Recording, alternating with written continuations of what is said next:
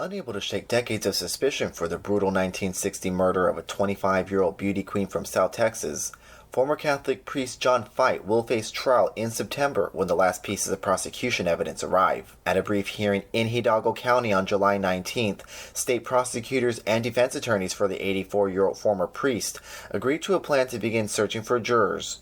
Both sides said they will be ready for trial after prosecutors receive results from their final evidence tests. The only other matter is that you are waiting on some results. We do have some things that are pending. My understanding is that the analysis has been completed and we are waiting on the reports to come in. Apparently they go through a review process and there's some delay. Feit, dressed in orange prison clothes, sat silent and expressionless on the walker he uses in courtroom appearances as Hidalgo County Judge Louise Singletary addressed him directly. Feit, your case is set for trial, pre-trial trial on September the 11th.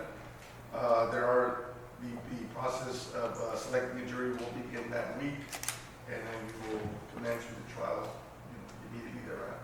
Feit was a 27-year-old visiting priest in McAllen, Texas, when the partially decomposed body of Irene Garza was found in a canal, 5 days after she was last seen going to confession at Sacred Heart Church. He became the prime suspect within weeks of the Easter weekend 1960 slaying of the 25-year-old schoolteacher and one-time Miss All South Texas sweetheart. An autopsy conducted hours after Garza was found determined that she suffered a blow to the head and was raped while unconscious. But this whole thing makes no sense to me because the crime in question took place in 1960.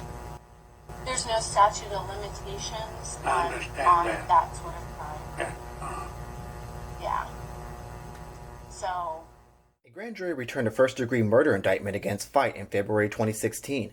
He pleaded not guilty and has publicly denied involvement in the crime. But suspicion continued to hound the now married father and grandfather, who was extradited last year from his Scottsdale, Arizona apartment where he had been quietly living in retirement. Feit acknowledged in the early days of the investigation that a Kodak slide viewer found at the bottom of the drain canal belonged to him. Police also found candlesticks in the canal that reportedly came from Sacred Heart Church. More evidence came to light in 2002 when two former priests testified in a Texas Rangers examination that Feit confessed to the killing. Only one of the men, Dale Tashney, is still alive. Tashney, who is 87 years old and living in Oklahoma City, testified under seal at a closed deposition hearing against Feit in March, according to court records. Tashney has said in previous interviews that Feit confessed to the murder while the two were at a Trappist monastery in Missouri in 1963. Feit pleaded no contest in 1962 to a lesser charge of aggravated assault for an attack on another South Texas woman inside a nearby church just 24 days before Garza disappeared. A first trial in 1961 ended in a hung jury, but Feit pleaded out a year later and was fined $500 before a second trial was set to begin the following year. Feit faces up to 99 years in prison if convicted of Garza's murder.